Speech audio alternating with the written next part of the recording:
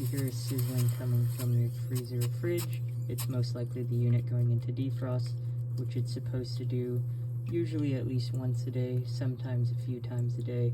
And if it does not go into defrost, it creates inappropriate ice buildup, like here, which doesn't allow the fan to circulate air.